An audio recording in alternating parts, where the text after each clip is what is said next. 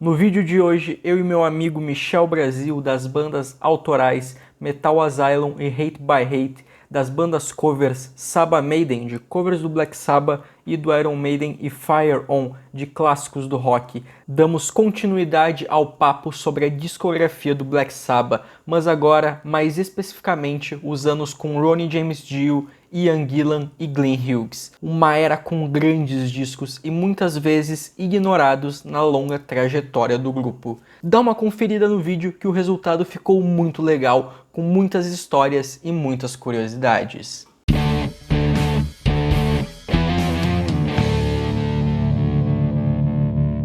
Então, eu estou aqui com meu amigo Michel Brasil e nós vamos agora para a segunda parte, comentando a discografia do Black Sabbath, indo agora abraçando os anos do Ronnie James Dio, do Ian Gillan e do Glenn Hughes.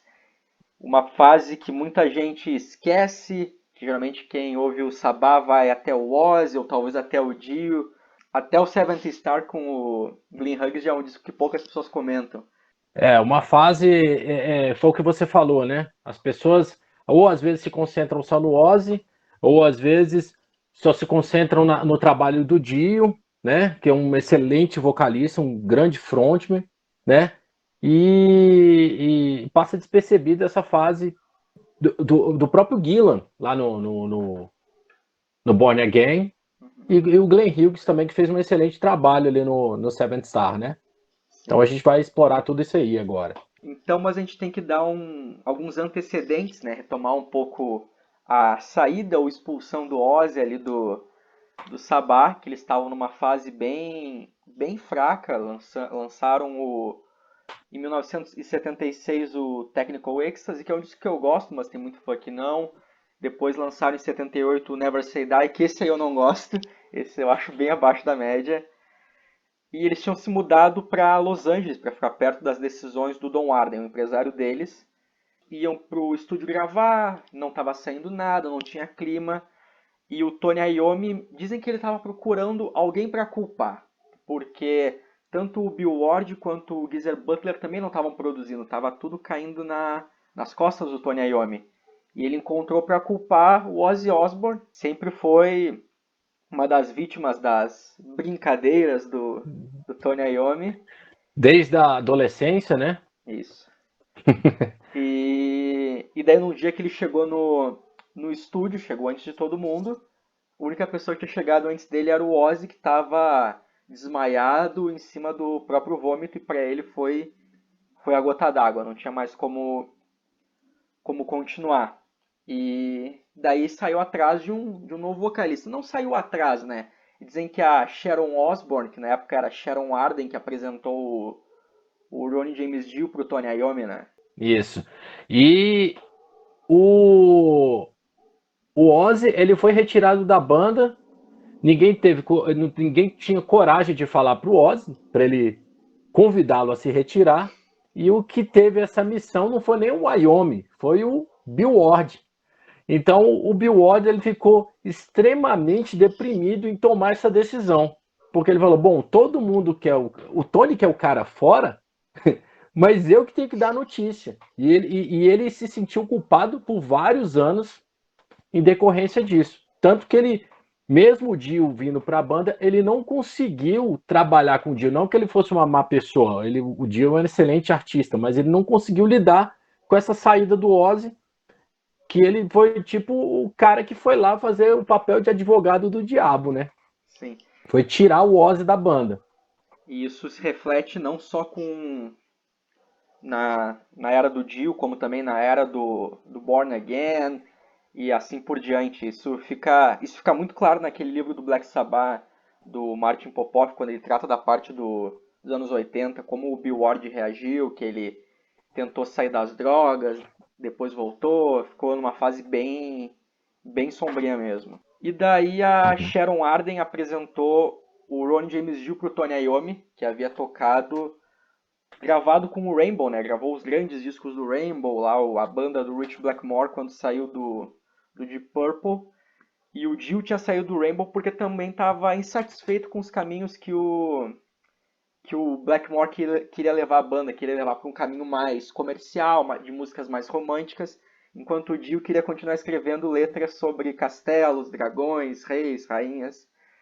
E daí ele foi parar no Black Sabbath. E não só o Bill Ward também estava nessa fase bem sombria, como o Geezer Butler, ele tava passando por um divórcio, né? Isso. Então ele estava meio que afastado da banda, né? Então cabia só o quê? O Tony e, agora com o convite do Dio, trabalhar no novo material. E nisso ele chegou também, se juntou ao Geoff Nichols, que era um guitarrista de uma banda chamada Quartz, que o Tony havia produzido há uns anos, uns 2 anos antes do Heaven and Hell, né? Uhum. Então ele trouxe esse músico para trabalhar com ele, para também ajudá-los na composição, né? E daí saiu o Bill Ward, saiu o Geezer Butler, eles foram gravar o Heaven and Hell em Miami, né? No estúdio lá, no estúdio Criteria, e veio o Geoff Nichols, que passou meio a ser quase como um capacho do Tony Iommi, né? Era o cara que custou para receber os créditos como membro do Black Sabbath, mas nunca teve o respeito que ele queria que o Tony Iommi desse a ele. Uma história Exato. bem triste. Tanto que nos próximos discos que a gente vai falar só tem o nomezinho dele ali embaixo. E quando eles foram gravar o Heaven and Hell, deixa eu pegar ele aqui. Esse aqui. Ah, também tem a minha versão aqui. Esse aqui. Eu lembro quando a gente estava falando da fase do Ozzy. Bah, não sei dizer qual é o meu favorito do Black Sabbath da fase do Ozzy, mas esse aqui eu digo que é meu favorito entre todos. Eu gosto muito desse disco. Eu acho um álbum perfeito, não tem nenhuma música. Não tem nenhuma música fraca. É incrível isso aqui. Esse disco é fantástico. Retomando a parte das gravações, e um outro cara que eles chamaram para tocar os baixos era o Greg Gruber, que tinha trabalhado com o Dio na primeira formação do Rainbow. Ele era do Elf, a banda que o Blackmore pegou para fazer o Rainbow, e que gravou o primeiro disco, que o resultado não ficou tão bom, e ele expulsou todo mundo da banda, menos o Dio. E esse cara, eu penso, é um dos caras mais azarados do mundo da música, porque ele podia ter ficado no Rainbow, que foi uma banda bem sucedida, e podia ter continuado no Sabá e foi expulso de novo. E ele, Esse aí não levou sorte mesmo. não. E ele foi chamado para tocar os baixos, e dizem que todas as trilhas de baixo do Heaven and Hell são deles, não são dele, menos a faixa Neon Nights, que o Geezer Butler não Neon tinha. Nights. Existe essa lenda que é difundida na história do rock, né? Inclusive em vários vídeos que tem pelo YouTube contam essa história, mas assim, eu como um apreciador do contrabaixo, um estudante do instrumento, eu vejo que a Diane tem alguns, o Craig Gruber, ele pode até ter tocado ali, mas aquilo tem muita veia do Geezer. Pelo menos as frases, parece muito. É a música que mais parece com Geezer, a da Young. Por isso, assim, eu fico pensando, será que é verdade? A Heaven and Hell, tudo bem. Ela é muito reta. Uhum. E era justamente uma composição que o Quartz tinha, que chamava Mainline Riders, né?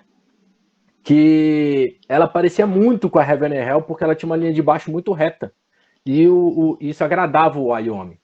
Tanto que o Geezer, quando foi tocar na banda, ele ficou extremamente chateado porque ele queria fazer algo mais elaborado.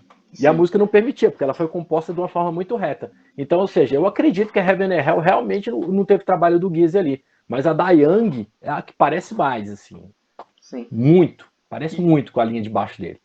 E uma outra coisa que eu penso, que por mais que a fase do Dio não tenha durado tantos anos assim, eles fizeram muitos shows tocando as músicas tanto do Heaven and Hell, do Mob Rules. Eu fico pensando, pô, o Geezer é o baixista, ele vai ter que tocar as trilhas de baixo de outro cara, sabe? Tipo, aquela introdução de Children of the Sea, que tem um baixo ali ao fundo fazendo algumas frases. Pô, é muito marcante. Bem observado. Bem observado. Será que ele teria E será que o ego dele deixaria passar por cima disso Exatamente. tudo? Né? Exatamente. Ou tipo, Aí gravar. fica a dúvida. Sim, tipo, gravar no estúdio, deixa como tá no estúdio, mas no ao vivo eu quero tocar do meu jeito, sabe? Porque é igual as duas formas. Enfim, e na época que o disco foi gravado e foi lançado, tava tendo a New Wave of British Heavy Metal, né? Com as bandas como Iron Maiden, que colocou o Sabá mais uma vez em relevância. Que nos anos ali, na segunda metade da década de 70, eles estavam sendo bem detonados pela crítica, não tinham o respeito que mereciam. O Sabá já era considerado, o Sabá, o Zeppelin, que eram considerados dinossauros, né, do rock, né? Então, ou seja, chegou aquela explosão de bandas como Angel Witch, Diamond Head, Saxon, Iron Maiden. Então chegaram com sangue novo e o Black Sabbath, se quisesse se manter em evidência, teria que ter um sangue novo. E de fato aconteceu, né? E é um disco que tem essa cara mesmo, sabe? De heavy metal, né? Exato. Heavy metal mesmo para Sim, mostrar a que veio, né? Até o exato. Kiss estava flertando com metal, né? E outro fato desse disco, que ele foi produzido pelo Martin Birch, que tinha produzido todos os discos da fase clássica do Deep Purple, do Rainbow, que foi trazido pelo Dio. E eu vi que tem duas explicações. O próprio Dio fala uma delas, que era que ele queria tirar o peso das costas do Tony Iommi, porque era sempre ele que produzia os discos do Sabá a partir do volume 4. E eu vi uma outra explicação que era para esse disco não soar que nem os anteriores do Black Sabbath, para ter um som novo. Faz sentido. Faz todo sentido. E além do mais, o Dio ele trouxe uma nova cara para as letras, né? Que ele é um excelente letrista. Que enquanto as letras do Black Sabbath, quando o Geezer escrevia, tinha um lado mais assim de mais sombrio, mais letras que falavam de drogas. E daí o Dio trouxe esse lado De mais ocultismo, isso. E daí o mais Dio, fantasioso, né? exato. E daí o Dio trouxe um lado mais de heroísmo, de cavaleiros, de reis e rainhas, que é o que ele fazia também no Rainbow e no Elf. E tem a capa, né, que a gente já mostrou que foi inspirado numa fotografia, aquela Smoking Angels. E dizem até que o Dio queria comprar essa versão original, mas não. O próprio desenho, mas não conseguiu encontrar. E uma vez encontrou, mas o cara não quis É. vender. O álbum abre com uma das melhores músicas da fase Dio, que é Neon Nights, dizem que é a única Que, faixa que o Geezer fez o que o baixo. Geezer gravou. Sim, Isso. E também ela foi a última música composta, né? Pro isso, disco. isso. Eles Foi estavam. quando o Geezer voltou, isso, e começou a compor as linhas, e foi a última música que foi pronta, e ela foi a abertura do disco, que é uma abertura sensacional. Essa Sim, música, eu acho ela fantástica. sim. E é muito legal, que dá cara pro disco. Já disse, tipo, esquece o Ozzy, que agora são os novos tempos. E uma outra explicação que eu lembrei agora, que o Tony Iommi falou isso, que na época com o Ozzy, os riffs, o Ozzy tinha que cantar os riffs, que nem tipo em NIB, em Iron Iron Man. Man. É.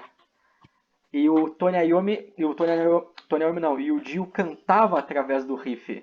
E depois tem Children of the Sea, que é outro clássico do Sabá da fase do Dio, acho que é uma das minhas favoritas desse disco. E mostra como eles eram bons em criar essas power baladas com momentos mais pesados, aqueles momentos mais tranquilos. Dizem também, que também são lendas, né, em cima do Heaven and Hell, que Ozzy teve o esqueleto dessa música que o Ozzy cantou na demo, né? Eu não consigo me imaginar, Também porque não. já está tão intrínseco assim o, o Dio que você não consegue imaginar a voz do Ozzy ali, né? Sim. Mas diz que o esqueleto da música, ela foi o Ozzy chegou a cantarolar alguma coisa em cima disso. E provavelmente sem, Da Children of the Sea. e provavelmente sem aquela introdução. Acho que seria tipo o riff direto para parte pesada. Não, porque aquele dedilhado eu não Pode consigo, não ser. consigo imaginar com o Ozzy. Pode ter sido. daquela fase, daquela parte mais para frente ali do riff, pode ser a parte mais pesada, né? Sim. E essa foi a primeira música que o Tony Iommi e o Dio compuseram quando eles se encontraram, viram que tinha uma boa química, foram pro estúdio fazer uma jam, daí o Tony Iommi chegou com esse riff e o Dio foi lá no canto e escreveu a letra. É, diz que foi coisa de minutos, né? Sim. Diz que não demorou muito. É. Bah. Depois tem Lady Evil, que é outra música muito legal, acho que tem grandes solos de guitarra. E depois tem, acho que a grande canção da era do Dio, que é Heaven and Hell, que é uma música espetacular, é impressionante. Cheia de climas, né? Sim, Bem a cara do Dio mesmo. Bem sim, a cara do Dio, essa música. De tudo que ele viria fazer na carreira dele. exato. É por isso que não é à toa que ele gosta demais dessa música. Porque ela dá a tônica de todo o trabalho do Dio dali por diante, né? Sim, Assim, até na carreira solo, obviamente. é verdade. E uma coisa é que ela é a música pilar da era do Dio, tanto nos shows. Tanto que no Live Evil eles vão lá e tocam ela na metade. E quando estão tocando Paranoid, eles vão lá e retomam Paranoide. o riff principal de Heaven and Hell, que é muito legal. E, e dizem que o Dio ele tirou o título, o nome Heaven and Hell, que era o mesmo título de uma música da banda Easy Beats, que era a banda do irmão mais velho do... Dos irmãos Young lá do Isso, AC/DC. exato. Que eles tinham esse título e ele, um dia eu quero escrever uma música com esse nome. Que é uma letra que fala de reis, rainhas, as dualidades. E, enfim, e já o lado B abre com Wishing Well, que é outra grande canção, e que dizem que ela é muito semelhante à música The Real Me, do The Who, tanto a bateria quanto as trilhas de baixo eu não acho tanto, não acho, acho bem diferente. É. The Real Me não é tão pesado assim. Depois vem Diane, que tu falou, da trilha de baixo. Walk Away, É, que eu acho que eu acho muito parecido com as linhas que o Geezer costuma trabalhar, as frases, né? Eu acho muito parecido. e depois tá Walk Away, e encerrando o disco tem Lonely is the World, que tem um dos melhores solos de guitarra do Tony Iommi, uma música espetacular também. Tem mais algo a falar sobre o Heaven and Hell? Eu não tenho muito o que falar desse disco, né? Porque é uma obra-prima esse álbum, né? Ele deu uma vida nova ao Sabá e realmente ele causou toda a ruptura que tinha com o Ozzy. Parece não, é outra banda, né? É uma banda muito mais vigorosa. E tem uns detalhes muito legais que assim o Ozzy sempre quando entrava no palco ele fazia aquela a mão assim com o símbolo da vitória, né? E o Dio procurou desassociar isso, começou a fazer os chifrinhos, né? Sim. Então assim, pra era quase a mesma coisa, mas dando assim, é outra pessoa ali. É uma outra banda. Que ele fala que era um símbolo que a avó dele fazia para espantar o mal-olhado, mas também dizem que o John Lennon Mal já tinha olhado. feito na capa do Yellow Submarine, que tem lá ele fazendo o chifrinho também. Isso, e o Gene Simmons também disse que é o dono também dos chifrinhos, porque na capa do Love Gun ele tá fazendo a mesma mão também. Ah, nunca, nunca saberemos. E tu falou, Nunca né? saberemos quem é o dono. E tu falou que o Dio deu uma nova cara pro Sabá, uma revigorada, uma nova vida à banda.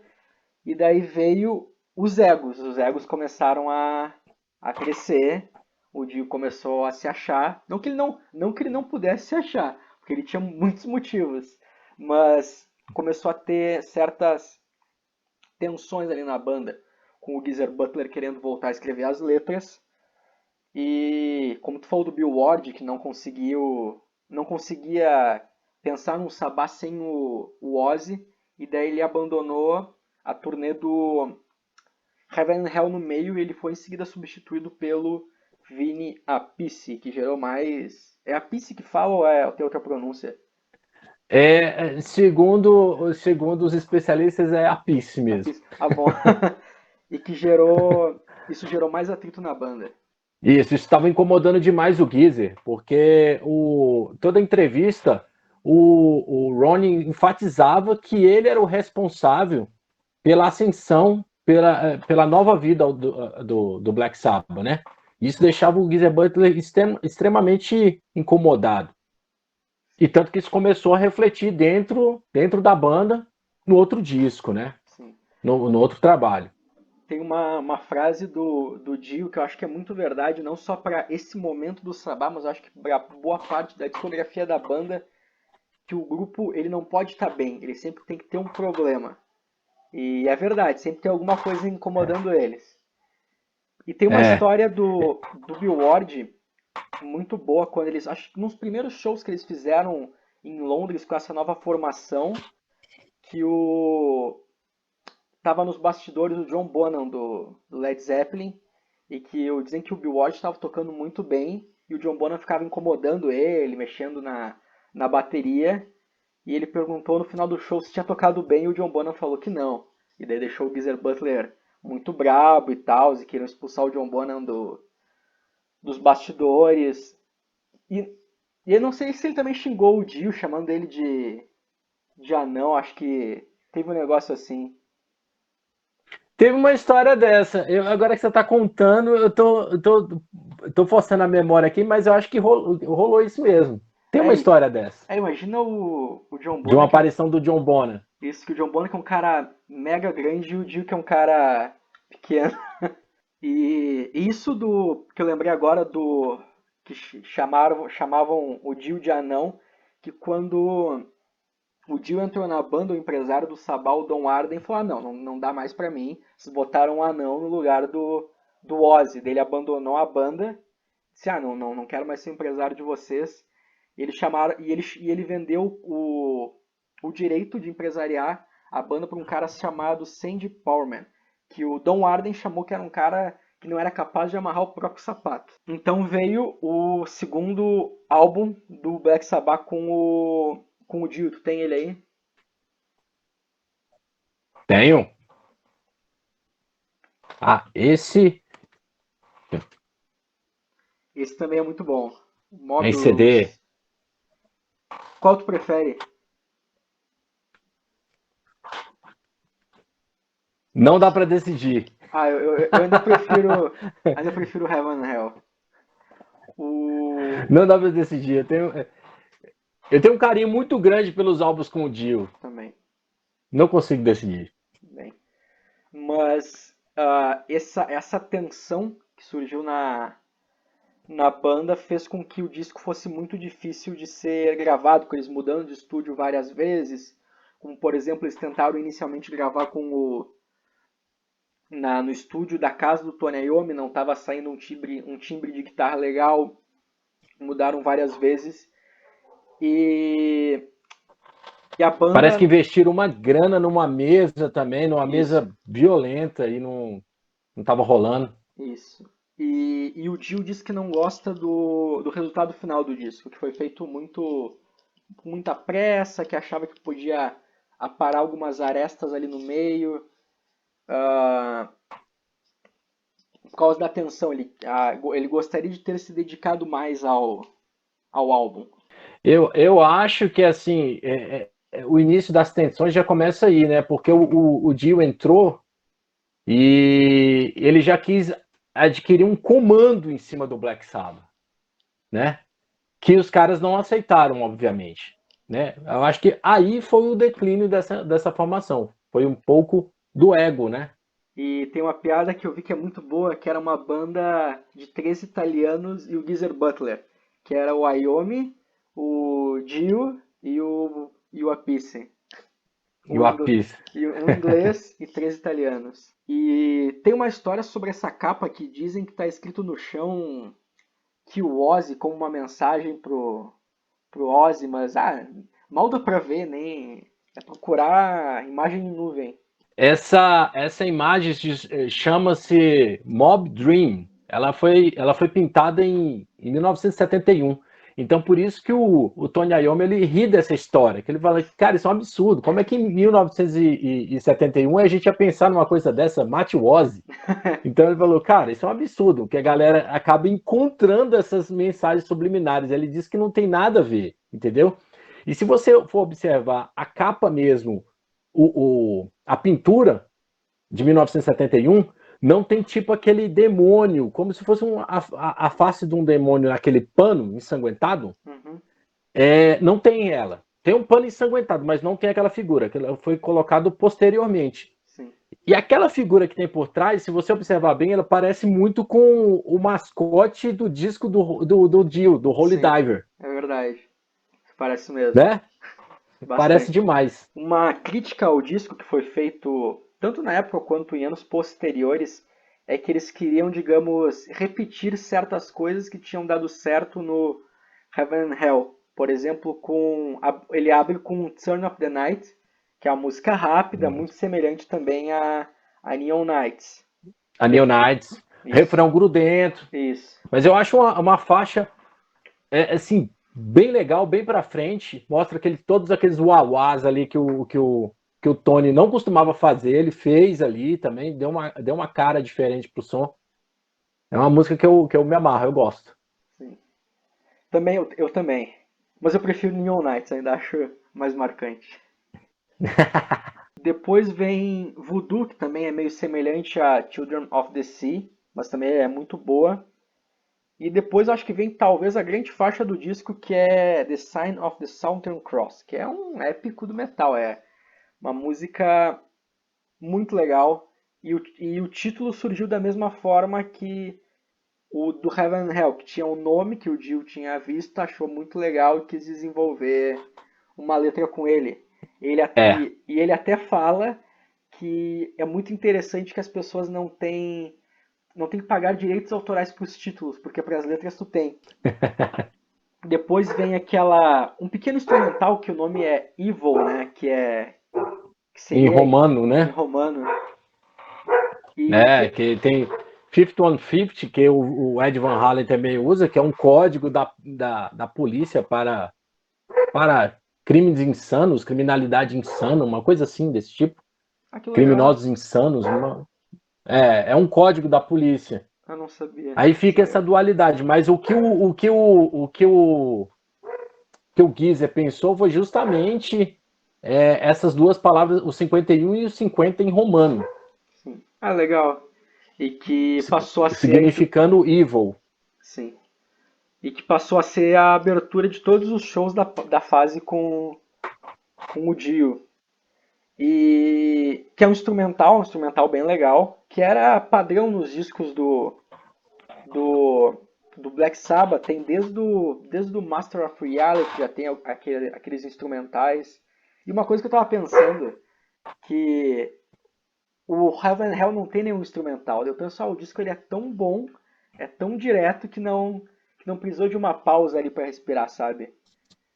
Que eu vi o Mick Wall falando que ele acha esses instrumentais para preencher espaço, sabe? Tipo, vamos colocar mais uma coisa pro disco ficar maior. Eu penso, o Heaven and Hell é tão bom que nem precisou disso. Mas eu gosto, Nem precisou disso. eu gosto dos instrumentais. E dá um quê mais sério para o álbum. E aqui esse aqui serve como um prenúncio para a faixa título, né? A Mob Rules, que também é uma outra grande canção. E que ela foi. Que teve uma. Opa, pode falar. Pode falar. Não, é que acho que eu vou falar a mesma história que tu, que ela foi gravada por uma trilha sonora do filme Heavy Metal e que foi gravada na casa do John Lennon. Isso. Só que eles ficaram sabendo, e isso foi num intervalo assim muito curto. Tanto que eles ficaram sabendo da morte do John Lennon no avião, quando eles estavam indo para lá. Então eles chegaram na casa, por mais que a casa não fosse mais do John Lennon, já fosse do Ringo Starr, que ele tinha feito um estúdio, eles ficaram bolados, né? Eu não lembro quem é que foi dormir no quarto do John Lennon. Acho que não foi o Tony Iommi. Que eu lembro que teve essa briga, quem é que ia ficar com o quarto dele, ninguém queria ficar. Tu já viu na internet o trecho do filme Heavy Metal que aparece Mob Sim, Rules. É muito legal. sim. É muito legal. É uma versão diferente do que tá no disco, Sim, é né? diferente. Bem diferente a timbragem. Sim. E daí o lado B abre com uma música que eu gosto muito, que acho que é até um pouco ignorada pelo Black Sabbath, que é Country Girl, que é, eu adoro a música. Depois Que Sleeping foi, Away, se- foi inspirada na Wendy Dio, né? sim, a esposa do Do Ronnie. Dio. É, ele se inspirou nela para fazer a letra da música. E o Wyoming não gostava do título, achava muito suave para um disco do Black Sabbath que tinha riffs pesados. Sim. E depois tem Sleeping Away, Falling of the Age of the World, que é outra música sensacional. E o título veio da mesma forma que Heaven and Hell e The Sign of the Southern Cross. E encerrando o álbum Over and Over, outra música espetacular. Que foi a única faixa que não foi tocada ao vivo na turnê, né? Ah, é? Foi. Ah, Foi a única música que eles não tocaram. que pena. Pena, né? É, Que a gente poderia ter ouvido pelo menos um bootleg aí, solto sim, aí por aí. sim. Tem mais algo a falar sobre o Mob Rules? Eles dizem que esse disco é um irmão mais fraco do Heaven and Hell, né? Sim, Mas assim, eu acho esse disco também muito bom. Eu acho que o Vinapis deu uma cara diferente do estilo de tocar do Bill Ward, que me agradou muito, entendeu? Não sei, a timbragem da bateria. Eu, assim, lógico, o dono da obra, o Dio, não acha tão legal, mas assim, eu acho um disco sensacional também. podemos ir para o próximo e polêmico Live E Evil. polêmico. Podemos. En- Enfim, esse eu não tenho. Mas Esse eu, é eu capa encontrei. dupla. Eu encontrei esses tempos numa feira aqui de Porto Alegre, ele em vinil, mas se eu não me engano, acho que não era capa dupla, mas estava muito caro. Isso é o ruim do vinil, né? O É, pessoal tá meio que superfaturando as coisas, né? sim. Mas tem alguns que conseguem achar com preço bom também. É. E, enfim, ele foi gravado durante a turnê do Mob Rules e foi o ponto final. A banda já não, o Sabá com o Dio já não estava mais dando certo e foi o que faltava para essa formação se separar. E dizem que quando o disco estava sendo mixado, o Tony Iommi e o Geezer Butler iam num horário e no outro horário o Dio ia lá e mexia na mixagem da voz, baixava da guitarra. Mas dizem também que isso é mentira, que não faz muito sentido, que o Dio ele tem uma vida muito regrada e que não teria como ele de noite no estúdio fazer isso. Inclusive, depois que eles se reuniram, eles desmentem essa história, né? E há vários pedidos de desculpa de ambos os lados. O que eu vejo dessa história era que arrumaram um pretexto para tirar o Dio em detrimento dessa força que ele queria exercer de liderança dentro da banda. Sim. Eu vejo dessa forma, né? Aí os caras precisavam só de uma fagulha para poder E dizem, acabar com tudo, né? e dizem que foi uma fofoca criada por um dos engenheiros de som que vivia bebendo, e como na época o Tony Iommi vivia drogado, com paranoia, acabou acreditando. E também o Dio conta, talvez na época que ele estivesse brabo, na época que eles não tinham feito as pazes, que tirando os vocais e a bateria, tudo foi regravado em estúdio. Eu vi essa história. Mas É, eu também acho que foi um momento de raiva. Não sim, eu tem. também acho. Tu gosta do Live Evil? Eu sei que tem gente que não gosta muito. O Dio, não sei se o Dio não gosta, mas acho que o Geezer Butler não gosta do disco. Tem muitos amigos meus que não gostam, que inclusive tem outros bootlegs da época que a gravação ela é bem mais nítida, né, Uhum. do que o próprio disco. Eu gosto do disco, eu gosto, né? tem algumas canções, eu acho que a gente vai chegar um pouco mais ali na frente e falar, não sei se eu já vou começar a dar um spoiler, que é de tem certas faixas que elas ficam bem na voz do Dio, ainda mais o material com Ozzy, e outras nem tanto. Acho que a gente já chegou a Sim, conversar sim, sobre isso, sim. Já, já. né? E sim, com certeza. Falando que falou que o War Pigs tu não gostava na voz do Dio, mas era War Pigs, né? Não, eu não gosto da War Pigs na voz do Dio. Não gosto. Eu acho que ela é uma música tão, assim, tão a cara do Ozzy, que eu não acho, assim, o jeito do Dio cantar, eu acho que combina, assim. Mas a Iron Man é muito malvada, velho, com o Sim, Dio. ficou muito boa. Muito. Ela, Children of the Grave, Bem, NIB também, ela, eu gosto muito de NIB. sim. NIB, Paranoid, até a própria Paranoid ficou legal. Sim. E, e tu falou essa que tem certas gravações da época que são melhores. Eu concordo, tem uma no Spotify, na versão deluxe do Mob Rules, que tem Sim, o show do Hammersmith, isso, né? esse mesmo. Muito bom mesmo. A produção, a mixagem é muito mais clara. E uma outra Uhum. polêmica da época que esse disco foi lançado, lá em 82, foi na mesma época que o Ozzy lançou o primeiro disco ao vivo dele, o Speak of the Devil, e que era um disco que só tinha canções do Black Sabbath, não tinha nenhuma canção dos dois primeiros discos solo dele. E quando o Ozzy viu as músicas que ele cantava, que ele imortalizou, como as que a gente já falou, Iron Man, Children of the Grave, War Pigs, aí ele ficou indignado Sim. com os caras.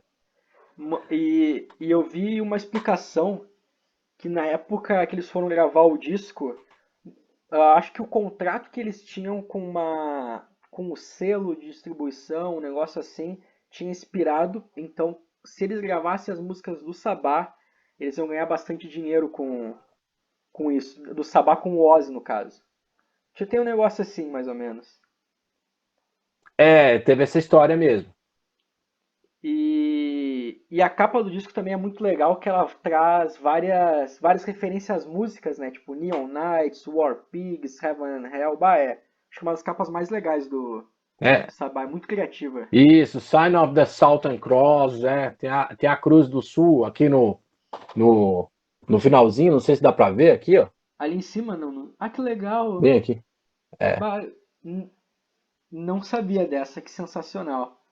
Muito legal. Tá atrás da capa. Sim, São coisas que o vinil mostra, né? Porque às vezes você tem um CD é tão pequeno que você não sim. consegue reparar. Mas assim, teve outras em detrimento da briga do Ozzy com o Dio, e o Vini Appice também acompanhou o Dio também na carreira solo. Eles fizeram meio que uma sacanagem com os caras, né? Uhum. Eles botaram os caras como se fosse participação especial É, no disco.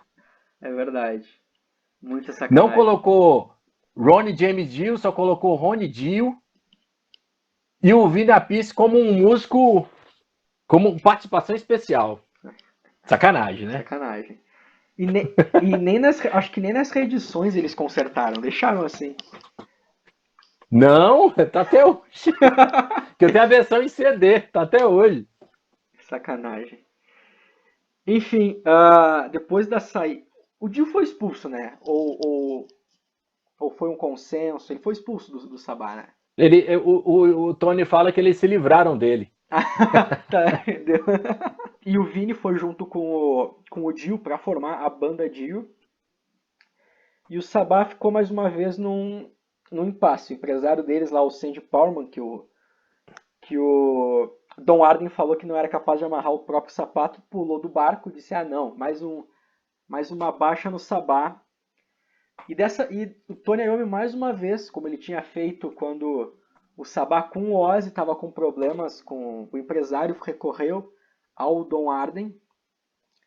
E que na época ele estava com uma disputa muito forte com a filha dele, a Sharon, que na época já era a esposa do Ozzy. e tava numa competição que é que ia ser o melhor. E ele falou, não, eu vou botar o Sabá de volta no topo do mundo. E eles foram atrás de novos vocalistas, como o Michael Bolton, e um que quando eu descobri eu fiquei muito chocado, que não tem nada a ver, é o David Coverdale, que na época estava com o Whitesnake. Eu fico muito curioso de imaginar o que teria saído dali. Pois é, cara, porque o Coverdale, tendo visto a carreira toda do Coverdale, que pelas, pelas baladas que ele canta, eu não Sim, consigo, não sim, consigo associar ele com Black Sabbath. Eu sou muito fã do Coverdale, mas eu não consigo pensar também, nele também. ali, cara. Também eu fico pensando o que ele fez tipo com o Deep Purple que poderia ser dar uma luz, porque o Whitesnake não é uma banda que tem partes tão pesadas assim. Eu tentei, o Deep É. Purple, pensei tipo algo como Stormbringer, a canção Stormbringer que é bem pesada, mas também Uhum. não tem como. E na vez que eles foram conversar com o David Coverdale para ver se ele toparia, que na época o Whitesnake estava numa pausa, o David Coverdale levou junto o baterista Cozy Powell, Cozy Power. que mais pra frente na discografia do Sabá ia se juntar à banda, na época lá com o Tony Martin, né? Isso. Inclusive quase gravou o The Humanizer. Não gravou por causa do Dio. É verdade, é verdade. Mas ele não foi na época que ele tinha caído do cavalo, que ele sofreu um acidente? Teve uma história que ele Isso, precisou se recuperar. isso. O Tony queria esperar e o Dio falou: não, o Cozy não é tão bom assim, Sim, porque ele tinha uma rusgas do passado sim, lá no no Rainbow. Rainbow. Ele falou: não, vamos chamar o Appice mesmo. É. Tem essa história. Bah. E daí o empresário Don Arden veio com uma ideia brilhante, que chega a ser engraçado, que é trazer o Ian Gillan, o vocalista da fase clássica do Deep Purple, para cantar no Black Sabbath. E tanto na época quanto até hoje é muito curioso essa junção, o Deep Sabbath. O que que acontece, né? Porque eles relutaram muito, aliás, o Gillan relutou muito para dar essa resposta. E só conseguiu dar essa resposta, obviamente, depois de bêbado, né? É verdade. Depois de se encontrar com o Geezer e com o Iommi, eles beberem durante 12 horas para ele conseguir dar a resposta. E Sim. mesmo assim, ele nem conseguia lembrar que ele tinha dado a resposta. Mas ele falou: mas se eu falei na noite anterior, então vou manter minha palavra. Só que isso gerou uma indisposição muito grande com a banda do Gillan, porque o Gillan tinha uma carreira sólida, né? Que eu até gosto daqueles discos lá tem até um que o Yannick Diaz do Iron Maiden toca como guitarrista, né? Acho que é o Magic, muito bacana. E a banda, o Gillan disse que precisava dar uma pausa na banda em decorrência de alguns nódulos na garganta, que precisava, por recomendações médicas, ficar parado 6 meses a um ano. A banda dele entendeu, beleza. Só que chega na imprensa, aí anuncia que o Ian Gillan é o novo vocalista do Black Sabbath. Cara, a banda dele ficou indignadíssima Sim, com essa notícia. sim. Mas dizem também que alguns membros já estavam começando a tocar com outros músicos, Isso, já estavam seguindo o projeto. ele mesmo, o Gillan mesmo diz que a imprensa adora fazer fofocas com ele, né? E falou: não, eu liberei meus músicos para eles fazerem, eles tocarem com quem eles quisessem, né? Então, ou seja, eles sabiam que o meu tempo de recuperação ia ser longo. Mas assim, sempre assim, pô, precisava de um tempo, mas já aceitou entrar no Black Sabbath, né? Sim. E, e dizem também que desde aquela época já estavam querendo fazer a reunião do Mark II do Deep Purple, né? E só que cada um dos membros estava com seus próprios projetos, tipo o Blackmore e o Roger Glover estavam no Rainbow, o, o Ian Pace o Ian Pace e o John Lord, acho que eles ainda tinham um contrato lá com o Whitesnake, e o único que estava White liberado, Snake. que estava com tempo livre para tocar o Ian Gillan. Ele, vou aproveitar esse ano para gravar com o Black Sabbath. E eles trouxeram de volta o Bill Ward, né, que estava fora desde do Heaven and Hell, e ele topou. Ele topou gravar no estúdio. e ele foi produzido pelo Robin Black e foi gravado no Manor Studio na Inglaterra. E que é Que tem umas imagens até muito legais dos estúdios, desse estúdio na internet aí. que é esse disco aqui. Esse aí é sensacional também. Que é meu xodó também. É meu xodó esse disco aqui, cara. Isso aqui é uma versão de 1983 também. Tá Essa aqui zerado, cara. zerado. Bah, essa aqui é de 83, Zerado. mas ainda Zerado. zerado. É um disco Gosto tanto que tem até versão em CD. muito bom. E é um disco que divide opiniões até hoje. Tem gente que não gosta, tem gente que gosta. Eu, particularmente, levei um tempo pra digerir o álbum. Tinha canções que eu achava que eu gostava como a própria faixa título, mas tinha outras que eu não sei, custou um pouquinho. Mas hoje em dia é um dos discos do Sabá que eu mais ouço. Acho um álbum muito bom. Também já ouvi muito esse disco. E não me canso dele. Também não. E às vezes eu fico com medo de ouvir tanto de enjoar, mas por enquanto não enjoei. Mas o que criticam bastante é a produção, tanto que tem algumas versões ao vivo, como no próprio. Tem na internet, tem no Spotify, que são versões muito boas, muito mais claras. E no Spotify também tem na versão especial do Born Again, tem uma apresentação ao vivo do Sabá com o Gillan, tocando tanto as músicas do disco quanto algumas do. O Gila. Hã? Opa! Da fase Ozzy. Assim, da fase do Ozzy, que também são muito boas. Acho que até tu comentou a outra vez que eram músicas que poderiam muito bem ter sido gravadas pelo próprio Gillan. É.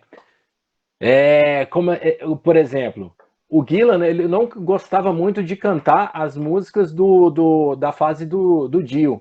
Se você digitar aí no YouTube, você ainda até encontra Neon Nights. Mas ele sofreu para chegar nos tons. Então ele não gostava de fazer. Então ele gostava de tocar mais aquele material antigo do Ozzy, né? E você vê assim, Rock and Roll Doctor, que estava no set na época, não tá nessa versão do Spotify, mas se você der uma procurada no Google, você encontra Supernaut também.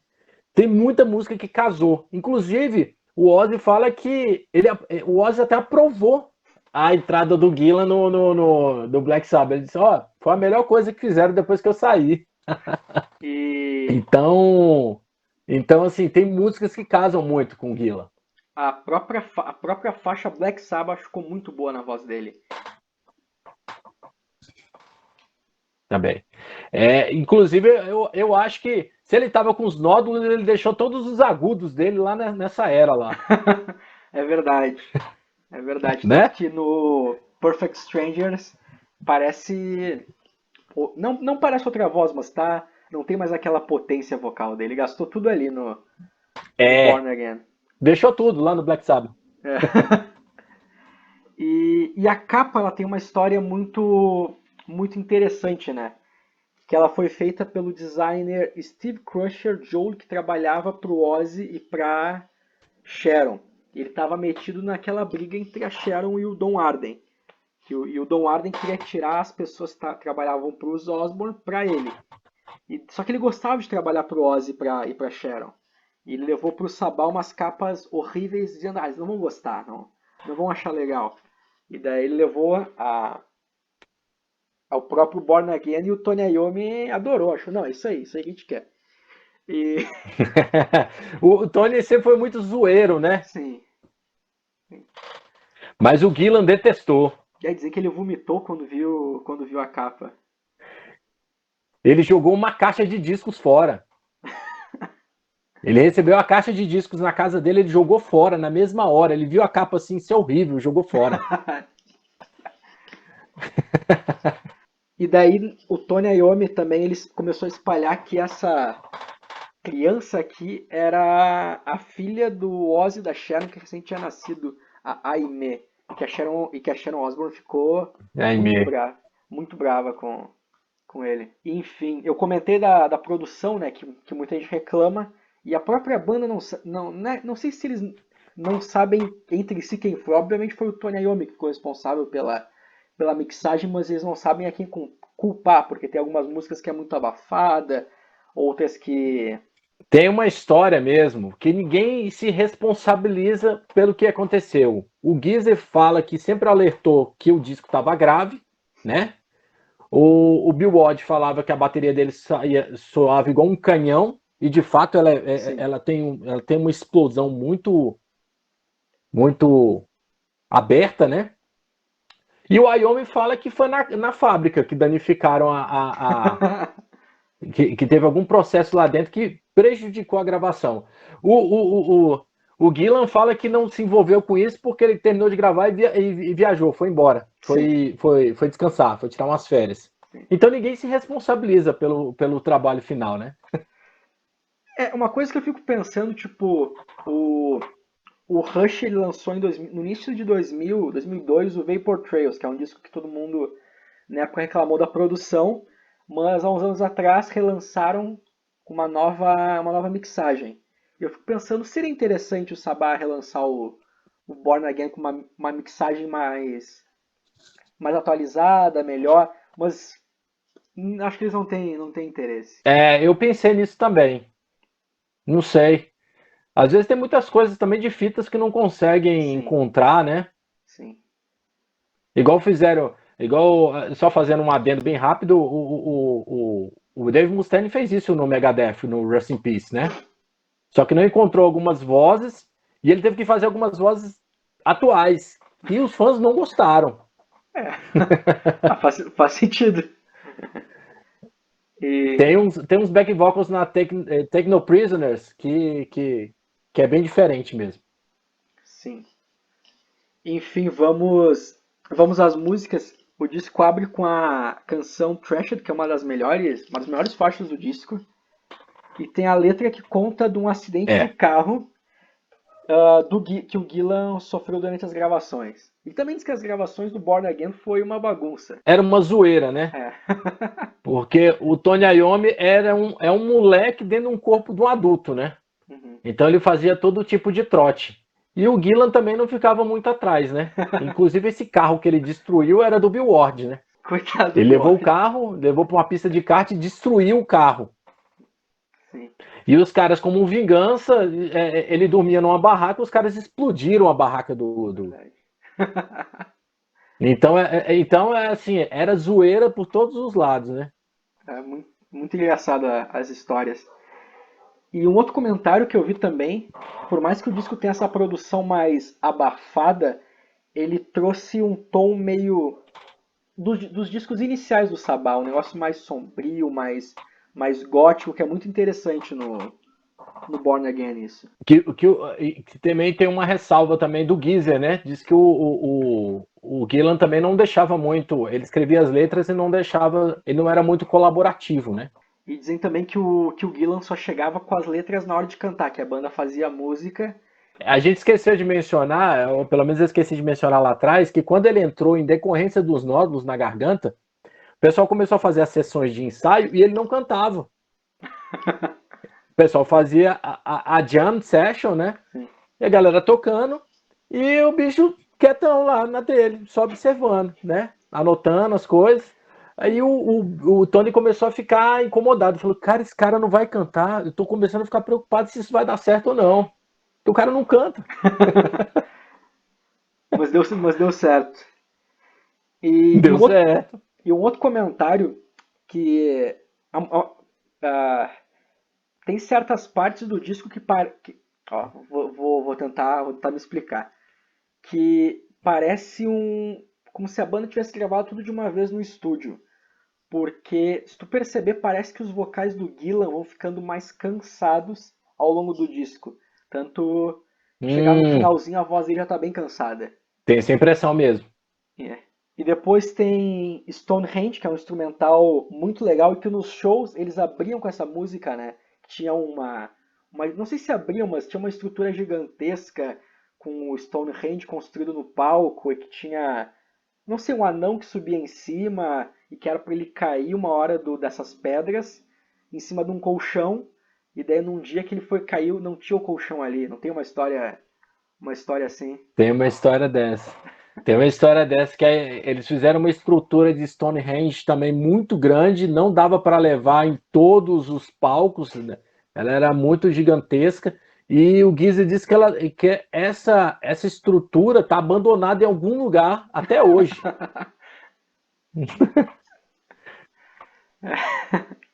E depois tem Disturbing the Priest, que é outra música muito legal do disco, e que é inspirada mais uma dessas histórias da gravação que tinha Da gravação. uma igreja, tinha o estúdio, tinha um rio, um lago, e do outro lado do lago acho que tinha uma igreja, e que o padre ia lá pedir pra banda baixar o som. É, porque eles tocavam com a porta aberta, né? E o padre, ele tinha um grupo coral que ele ensaiava em 2 dias da semana. Mas o padre chegou lá de boa, ele não chegou brigando. Ele falou: vamos fazer um consenso. Vocês podem. A gente pode conciliar os horários, porque eu tenho um ensaio logo agora. Aí o Guilherme falou: não, a gente para agora, se for por causa do senhor. E ele disse que o padre foi tão gente boa que depois ele chamou o padre para tomar cerveja com ele. Que bacana. Aí ele diz: o padre acabou ficando meu amigo. Então, dessa história surgiu a letra. É muito, muito legal a história, muito engraçada também. E depois tem The Dark, que é outra instrumental, e que encerra o lado A. Tem uma das minhas favoritas também, que é Zero the Hero, que é uma música espetacular. Muito legal mesmo.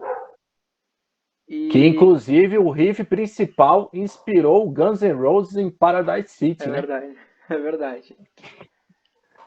E uma outra coisa, se for essa do inspirou Guns N' Roses, dizem que a capa do Born Again inspirou a clássica capa do Nevermind do Nirvana. Faz sentido. Dizem que tem uma história que o Kurt Cobain foi na loja comprar o disco na época com a mãe dele. E a mãe dele: não, tu não vai levar essa capa horrível pra casa. E daí dizem que ficou na cabeça dele isso Tem essa história mesmo. e ficou. E virou a capa do Nevermind. E abrindo o lado B, uma coisa que eu acho estranho, tipo, o lado A tem uma música, um instrumental, uma música e um instrumental. E o lado B não tem isso. O lado B são 4 canções de uma vez. E Direta. abre com Digital Beat, que é uma letra feita como uma indireta a Sharon Osbourne. Depois a faixa título, que é Born Again, que é espetacular. Acho que tem um dos melhores vocais do Ian Gillan, acho que em toda a carreira dele. Um dos melhores. Tanto que ele deixou os agudos dele lá, todos isso, lá. Isso. Nível Child in Time, quase, assim, de tão incrível que é o vocal dele em Born Again. E depois tem Hotline, que é uma música muito legal, que naquele show que tem no Spotify, acho que, se eu não me engano, é a canção que abre.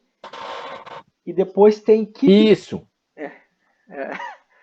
E depois tem Keep It Warm, que é outra música muito legal. E ela tem um clima que é tipo música para estádio, sabe? Música para tu cantar no estádio. Porque tem um refrão muito legal. Cara, eu adoro essa música. Também. Acho muito legal mesmo. Se pá é a minha favorita do lado B. Eu já cansei de pegar esse disco e só ouvir ela. Ah, é? É muito boa. Eu não achei nenhuma versão dela ao vivo, mas deve ter tocado Eu acho que não. Ah, que pena. Eu acho que não tem ela ao vivo, não. Uma pena. Eu já procurei, mas eu também não achei. Enfim, tem algo mais a dizer sobre o Seventh Star? Seventh Star não, Born Again, não? É o Born Again, que eu tava lendo o nome dele aqui no roteiro. Tem algo mais a dizer sobre o Born Again? Assim, eu sou suspeito de falar porque eu sou um grande fã do Ian Gillan, né? Ele é o cara que gravou o Win Rock, então pra mim ele tá lá no hall sacrossanto dos vocalistas que eu me amarro. Então essa participação no Black Sabbath, assim, ele não considera, o próprio Gillan não considera um excelente trabalho, mas eu acho fenomenal, acho sensacional. Assim, não tem o que falar. Eu sou muito fã do Gillan, velho. Também. E é um negócio que fica quase meio solto não solto, mas tipo, com o Dio eles tiveram uma reunião lá no The Humanizer, tiveram a banda Heaven and Hell depois, e com o Gillan nunca pensaram em se juntar de novo para dar continuidade. Eu acho que ia ser muito interessante. Mas o Gillan fez uma releitura da Thrashed num disco tributo dele, no Gillan's Inn. Isso, é verdade. É verdade. Ali é o Tony Iommi, mas é o Deep Purple, é quase o Deep Purple tocando. Assim tem acho que o Roger Glover também, né? É o Roger Glover, o Ian Pace e só o Tony Iommi, só não tem o Steve Morse. Sim. Mas seria interessante ter essa volta. Acho que todos estão vivos, né? Então ainda daria tempo para É. isso. Enfim, vamos para o último disco de hoje. Isso aqui. Seventh Star. Um Quase grande disco. comprei em vinil, mas não consegui. Mas eu tenho a versão em CD aqui. Esse disco eu encontrei no Mercado Livre, mó felizão, que era da época, essa versão aqui, da época, com encarte. Eu pensei, nossa, achei uma raridade. Daí esses tempos eu fui numa feira aqui de Porto Alegre, eu achei um 6 desse. Vai ver que é um fã da fase Ozzy que não gostou. Vários fãs. E era da época e com encarte. Daí eu pensei, poxa. Mas enfim, o, a formação Deep Saba, né, por assim dizer, não durou muito, durou uma turnê, um disco e uma turnê, e o Gillan decidiu se reunir com o Deep Purple, e essa reunião resultou no álbum Perfect Strangers, que é um disco que eu não gosto muito, acho ele bem abaixo da média, só tem duas Eu grandes acho canções. é subestimado esse disco. Sim, tem só a própria canção Perfect Strangers e Knocking on Back Door, acho que as outras músicas são bem fraquinhas. Uhum. E daí o Sabá entrou numa fase bem sombria que podemos dizer que são quase os anos perdidos da banda, né? Eles tentaram vários vocalistas como David Donato, Ronquel, e daí o Geezer Butler e o Bill Ward largaram a toalha, falaram que não tinha mais como continuar. O Geezer Butler não estava entendendo mais nada, cadê aquela essência, a essência do Sabá? E o Bill Ward também estava numa fase sombria, aquilo que tu falou do Ozzy, que ele sentia falta do Ozzy, que não conseguia imaginar um outro vocalista sem ser o Ozzy. E daí o Tony Iommi deu continuidade junto do Geoff Nichols, que é praticamente o capacho dele, e junto do vocalista Jeff Van Holt, que foi o ator, não sei se ele participou do filme ou do musical do Jesus Cristo Superstar. Ele era o próprio Jesus Cristo. E O próprio Gillan, né, gravou sim, a primeira versão de é Jesus Cristo verdade. Superstar. É verdade. Lá no início, Que, antes que, mesmo. que acho que é a faixa Getsemane, né? Que tem a parte lá do Jardim das Oliveiras lá, que ele canta. É lindo demais, cara. Eu nunca, É nunca muito ouvi. bonito. Mas a do Gillan foi Procura no no. Spotify, tem? Tem a trilha sonora? Tem. Ah, então vou ouvir. Mas a participação do Gillan foi durante o Deep Purple ou antes? Ele tava no Deep Purple. Então, do Deep Purple. Uhum. Enfim. E daí essa participação com o Jeff Van Holt também não deu muito certo, mas eles gravaram algumas demos que iriam aparecer no Seventh Star. E daí teve uma reunião do Sabá no Live Aid com a formação clássica, e que é uma apresentação que eu particularmente acho muito fraca, acho muito ruim, não tem nenhuma química, o Ozzy está muito acima do peso, a banda não está sincronizada, não tem química ali. Também achei um negócio tão burocrático. Foi ali bater cartão. Sim. Também não gosto daquela apresentação, não. E tu vê as fotos que tiraram deles, tá todo mundo mega desconfortável, querendo sair dali, ninguém tá fazendo cara feliz. A única pessoa que nas fotos tá fazendo cara feliz é o Tony Iommi. mas o resto todo mundo queria sair bem rápido dali. E daí, dessa forma, o Tony Iommi viu, eu vou fazer um disco solo, eu vou querer tocar uma carreira solo. E daí ele foi para Los Angeles e começou a trabalhar com alguns músicos de estúdio, e a ideia do disco era para ter vários vocalistas convidados, como o Robert Plant, o David Coverdale, o Rob Halford e até o próprio Ron James Dio, mas ninguém aceitou o convite. O Black Sabbath estava muito queimado na época e ninguém quis sujar o seu nome.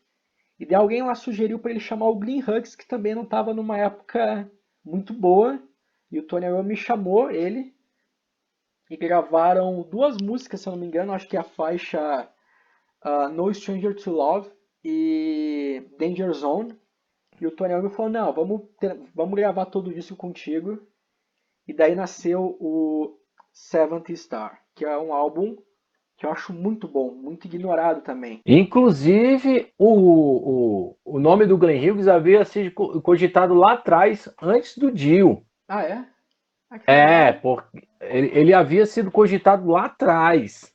Foi porque houve aquele encontro, né? Aquele encontro do destino lá que a Sharon colocou e fez a história mudar de rumo. Mas o Glenn Hughes havia sido cogitado para entrar no Black Sabbath lá atrás. Que interessante. Essa eu não sabia. E daí veio esse disco que era para ser um disco solo do Tony Iommi, mas a gravadora falou: tu quer fazer um show num teatro pequeno, ou tu quer fazer numa arena grande se ele usar o nome Black Sabbath. E ele preferiu usar o nome do Black Sabbath. E uma coisa que eu comentei contigo uma vez, que eu acho que o Seventh Star seria um álbum muito mais aclamado pelos fãs se não tivesse o nome Black Sabbath, se fosse só Tony Iommi Seventh Star. Porque dá um peso colocar o nome Black Sabbath. É aquela coisa do tipo... pode falar. Inclusive, quando você falou isso, eu fiquei pensando, eu falei, não, você tem razão. E ouvindo o disco pra gente fazer esse vídeo, né? Eu escutei o disco de novo, eu falei, cara, tem toda a razão. Se isso aqui fosse um trabalho só do Tony Iommi, hoje em dia ele seria muito mais valorizado do que um disco do Black Sabbath. Sim. Muito mais. É tipo aquela coisa do... alguém quer conhecer o Black Sabbath. Que nem eu falei ali no início. Geralmente a pessoa vai ouvir os discos do Ozzy. Eu vou até o Dio. E talvez vá até o Born Again. Mas o Seventh Star a pessoa não vai chegar. Mas se a pessoa pensar, eu quero conhecer o que o Tony Iommi fez depois do Black Sabbath. Aí vai chegar no Seventh Star, que eu acho um disco muito bom, com grandes canções e com um som que grande maioria não é do Black Sabbath. É um som bem aquele heavy metal dos anos 80. Hard rock. Aquele Isso, um hard rock de arena, né? isso. Que é muito bom, que é muito bom. E, enfim, a capa do disco ela tem uma história muito interessante, que ela tem uma referência à história do Santo Antônio no deserto. O Santo Antônio no deserto ficou vários anos no deserto com essa moldura aqui, que é de um pintor renascentista. E daí aqui na própria capa a gente encontra o Tony Iommi no deserto. Que o nome é Anthony, né? Anthony Iommi, né? Como assim? O quê? A história de Santo Antônio, Sim, é verdade. Não, é né? verdade. Não tinha ligado os pontos, mas é verdade. É. E que aqui na história do deserto ele foi testado por vários demônios e tal, e ali ao redor da moldura aparece esses demônios. Mas é verdade, eu não tinha me ligado nisso. O nome dele, né? Enfim, Faz sentido, cara. faz sentido. Ele foi tentado esses anos todos, né? Isso. Mas no fim ele acabou caindo em tentação quando deixou usar o nome Black Sabbath Exatamente. no disco. Não deu certo o exílio no deserto. Não deu É. certo. Enfim, o álbum abre com In For The Kill, que é uma canção muito boa, muito veloz também. Depois tem No Stranger To Love, que é uma balada. Se alguém disser, essa música é Black Sabbath, tu não vai acreditar. Não tem nada a Não. ver. Eu, pelo menos, quando eu vi na época, eu falei, não pode. E E se tu notar, a introdução dessa música é muito parecida com a de Die Young do Heaven and Hell. As próprias teclas do Geoff Nichols com a guitarra do Tony Iommi. E, e depois tem Turn to Stone, que é outro grande rock. Phoenix the Guardian, outro instrumental, que também é só um prenúncio para a faixa título seguinte, que é Seventh Star, que fala da história do Santo Antônio no deserto. E também, se tu notar, o riff dessa música é muito parecido com o de Kashmir, do Led Zeppelin, tanto o riff quanto a seção rítmica da canção. Uhum, E verdade. é uma música bem Black Sabbath também, essa aí. Enfim, deu lado B abre com Danger Zone, acho que é a música talvez mais famosa do disco. Heart Like a Will, Assim, caberia facilmente num disco do Europe. Já pode ser, reparou? pode, A Dungeon Zone? pode Que é ser, um hard rock, assim, do que estava em voga na época, né? sim. E depois tem Heart Like a Will, que eu adoro essa música, é muito legal, música acho que mais de 6 minutos, com muita influência do blues. Blues. Angry Heart, que é outro rock bem rápido também. E por fim tem In Memory, que é uma música muito triste que foi dedicada ao pai do Tony Iommi que tinha morrido durante as gravações do Seventh Star. A Angry Heart é uma música que ela parece muito a sonoridade de bateria, parece o que o Dio ia fazer no Dream Evil. Você vê que a sonoridade do hard rock dos anos 80 ele é muito parecida, muito linear com todas as bandas, né? Sim, é verdade. E nesse disco fica latente essa maneira, né, de produzir da época do hard rock. Tu acha esse o último grande disco do Sabbath? Olha, Ou tu prefere o Born Again? eu prefiro Born Ah, também, Again. também. Prefiro Born Again, mas assim, é um disco que, assim, quando eu era mais novo, eu não considerava tanto, eu nem escutava tanto esse disco, porque eu fiquei meio com um preconceito bobo da No Stranger to Love mesmo. Eu falei, porra, não tem nada a ver, o Tony Iommi tem um clipe lá que tem uma mulher, ele correndo atrás da mulher. Eu falei, cara, não tem nada a ver isso É aí. muito brega. Aí eu falei, muito piegas. Aí eu falei, cara, não tem nada a ver isso aí. E com o tempo amadurecendo, você escutando outras coisas, abrindo mais a sua cabeça, e depois eu fui, e também eu fui acompanhando mais o trabalho do Glenn Hughes, solo, né, também. Falei, cara, que disco sensacional, o Glenn Hughes mandou muito aqui, velho. Poderia ter sido mais aproveitado, porque ele estava tão afundado nas drogas também, que ele não conseguiu, ele só tocou, acho que, o início da turnê. Ele não conseguiu nem Isso, levar o resto. isso. Eu ia falar isso, que ele tava numa fase horrível e conseguiu entregar um resultado muito bom.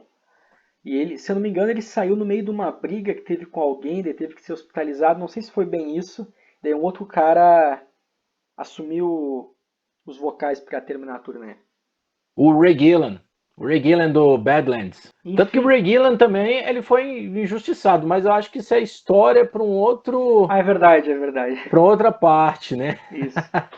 O Ray Gillan ele foi muito injustiçado. Então, encerramos por aqui a segunda parte da discografia do Black Sabbath e esperamos fazer uma terceira comentando os anos polêmicos, por assim dizer, com o Tony Martin, tem muita gente que não gosta, e também o The Mas fez Humanizer. bons discos, Sim, mas eu fez bons discos. ainda acho que o que eu falo do Seventh Star acho que também vale para os discos com o Tony Martin, que é se não tivesse o nome Black Sabbath, seriam discos que seriam muito mais prestigiados, como o Headless Cross e entre outros.